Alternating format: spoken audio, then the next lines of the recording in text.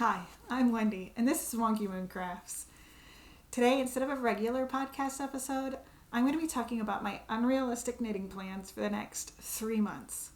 Well, not really 3 months. July, what's left of July, August, and September. Let's get started. Okay, current whips. Let's get into it. So, currently, I have the Eva cardigan by Petit knit that I've been working on. I talked about this in my first podcast, so I won't go into it much here, but I am working on that cardigan. I have about a half an inch left in the body before I start the ribbing, and then I'll be able to work on the sleeves and then the button band. My goal originally was to finish this by the end of July. Right now, I'm not feeling super confident about that. I am going to keep pushing at it and I feel I can get fairly close to that, but that is where I'm at right now on that project. Also, I have my Champagne Pullover by Sari Nordlund that I've been working on. I also talked about this and showed it in my first podcast episode, and so I'm also not going to talk about this too much, but I would like to finish the lace portion of the body by the end of September. I feel like that puts me in a good spot to be able to work on getting the sleeves, the hem, the collar done by Thanksgiving, which is my goal to finish that project by Thanksgiving so that I can wear it for the holidays. All right, now let's get into new cast-ons. So I've got yarn already for pretty much all of these projects, pretty close. So first off, the next thing I want to cast on is the Portobello sweater by Cheryl Makatari. I think I said that right. This is a Henley style sweater. I have Sandus Garn Duo is the yarn that I have for this. As you can see, I have a darker pink and a lighter pink. I believe these are rose and dark rose are the colors. So the main color will be this darker rose, and then I will have stripes in this lighter rose color. This is my swatch. So you can see how it'll look with just a little bit of the little lighter pink coming through. And then I've got some little clear buttons. So this I intend to be my next cast on. My swatch is a little big, so I'm going to have to be going down a little bit of a needle size compared to what the pattern calls for.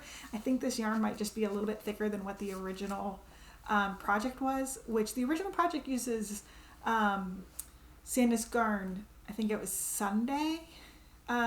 So this is very similar, but this is a cotton wool blend. So I think this will be a better transition type project from summer to fall into winter. So I'm very excited about this, and that is another reason why I'd really like to cast this on next, because I think it'll be a really good transition piece. It is a long sleeve garment, so I think this will be really nice for those early, like late September, early October, crisp kind of days. So that is next. Okay.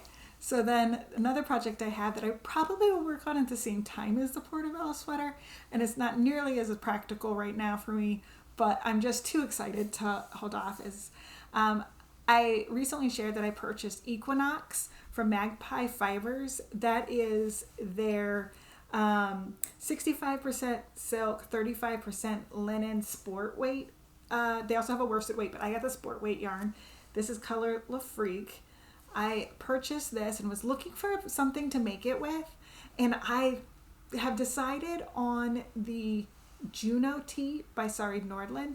That came out recently in her book Summer Knits. I have purchased it, I have gotten it, and I am looking forward to making it. There's a lot of really great things in this book, and I'm excited to make several things in here, but right now I'm very excited about the Juno tee. I love the lace on the sleeves, and then having kind of the plain color in the middle. I think that it will really show off the color of the yarn, but still have something a little bit fun and unique to add to it with the lace on the sleeves in the raglan style. I did make the tiniest baby swatch because I really don't like making swatches. This is what I've got. It's actually still wet, a little damp, but I think it's gonna be pretty close to gauge, even though the pattern calls for fingering weight. I think if the pattern also calls for a 24 stitches by 32 row gauge, and it is on a 3mm needle is what it calls for. I am thinking I made this swatch on a 3mm, so I think I might have to go down to a 2.7. Before blocking, this was 24 stitches, which was right on, but 36 rows, 34 rows, so just slightly bigger that way. But so it is pretty close, but we'll have to see once it's fully dry what this comes out to, but I have a feeling I might have to go down to a 2.75 needle to use this yarn, but I think it'll be beautiful. I think it's going to be the perfect color and everything. Also, one thing I was concerned about with this pattern is with my tattoos, I was definitely a little concerned about that lace just being too much with this kind of showing through on the lace on top of it. But great thing is looking at the pattern and the lace chart, it does look like I can repeat it and make it a little longer so that I can cover more of my tattoo and make the sleeve a little bit longer, which will make it more versatile for me to wear. But also, I think it'll make it so there's just not too much going on my arms, so I'm really excited about that, because that was one thing I was a little concerned about with this pattern, because the first time I saw it, I thought it was stunning. But I was definitely concerned about there just being a little too much going on my arms already to put more going on with it. Like my tattoos, but adding more to it sometimes can be a little bit much. So that is plan number 2. I probably will work on this while I work on the Portobello sweater, because I'm just not good at working on just one thing at a time. So I will probably work on both of these at once. Okay, so those first 2 ideally we'll have done by the end of, well, as close to the beginning of September as possible, which could be a little bit tough or a tough call for me. I'm not that fast of a knitter, but it kind of goes one of 2 ways. I'm about to go into my really busy season at work, and I will be traveling a lot, which also means I have a lot of sitting around time, not really able to do anything but wait for planes or, sitting in hotels and things where there's just not a lot going on by myself, so that I also have a lot more uninterrupted knitting time, even though in some ways I'm very, very busy. So it'll be kind of up in the air. I have a feeling I might be able to get more knitting done than usual, given the kind of status that I'll be in. So I'm hoping I can get pretty far on those and actually get pretty close to finishing one or both of those by the end of August, early September. When I finish one of those, the next thing I will probably cast on is one of 2 things. So I have 2 more things kind of up in the air that I would like to do. Okay, so smaller projects, but I would like to make some ruffle socks. So I also shared that I got this from Magpie Fibers last time I was in Maryland. This is the Swanky sock. They also have Swanky DK weight of this. This is 80% merino, 10% cashmere, and 10% nylon. This is colored double Dutch, and I want to make some socks with this to go with a sweater vest that I've already made before. And I actually have left over from my sweater vest this mohair that I dyed. And look, I mean, they're almost a perfect match. So I'm between a couple ruffle patterns. So I could just make, because my idea is that I'm going to wear these with my sweater vest and some loafers and have these kind of like peek out of my loafers. So a couple different patterns I have in mind. One is, sorry, just looking at my list. One is the Midsummer Dancer by Sari Nordlund. That doesn't really call for the mohair. It has a little bit of lace and a little ruffle at the top. So that would probably be just using this yarn, which I think they're really, really cute. So that's a possibility. I do like the idea of using my mohair. So there's another pattern called the Soft Ruffle Sock by Allison Schmidt. And it is kind of like a plain crew sock with then just a fuzzy yarn ruffle kind of in the middle of the crew sock. So, and there's even a picture of it with them wearing it with loafers and like dress pants. So it's like exactly the look I'm going for. There isn't a lot else going on. Otherwise it's pretty plain. So I would then of course use this for basically the body of the sock and then just use this for the ruffle. So that's another possibility for my ruffle socks. I would like to finish these so that I can start wearing them. I'm just so excited about this. I just think this is going to be so much fun. So that's one thing I'd like to sneak in, not as much as I want to do the Portobello and the Juno tee. The Juno tee is also a little bit more of like my secondary. The Portobello tee I really want to finish. Then lastly, another project I've had planned for a little bit, but I've been holding off a bit too because I wanted to get some summer knits out of the way. And I feel like this is another good transitional piece, but one that's going to be a little bit more closer to it getting colder. I think this might be a little bit better for that. So that is the lace loop sweater by Other Loops.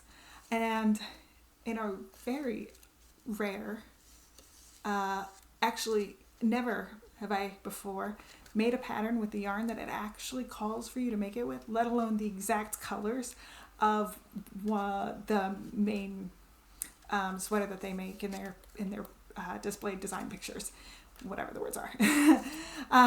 But in this case, I just loved the original colors, so I will be using that. It took me a little bit to get the yarn, but I will be using the Isager Tvinni. I got nothing on that, sorry. This is a, let's see, 100% pure wool is what it says. This is color 6S. That is this one here. And then I have this. And this one is, I believe, color 01E or something like that. 01. I will double check and put that in the notes down below. But this is the two main colors. And then these will be held with these mohair. So we have Soft Fine, Isager Soft Fine. It is 63%. Oh, I'm sorry, I said mohair. It is, 63% alpaca, 26% silk, and 11% yak. This is colorway 100. And then this is Isager Soft Fine, basically same yarn, but in color E6S. So these I will be holding with those to make the lace loop sweater. I think this is another one, like, so these are going to be warmer fibers than like the Portobello sweater, which is, you know, being cotton and wool in that sweater.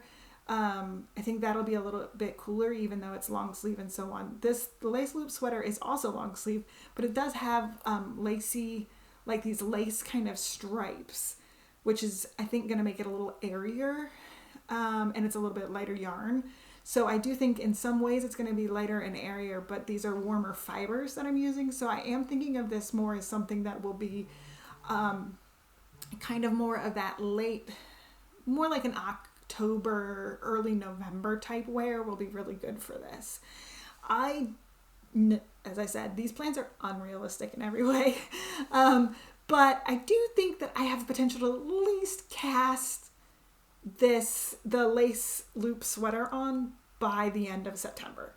I feel like that is at least possible. If I can do that by the end of September, I'll feel pretty good about it. I still think, you know, there's going to be plenty of time that I can wear it before it gets too cold. And I mean, realistically, I don't know how some of you feel about this, but, you know, we're living in Northern Ohio. It usually starts to get really, really cold around the very beginning of the year, beginning of January, and it'll stay pretty cold through about mid to late March.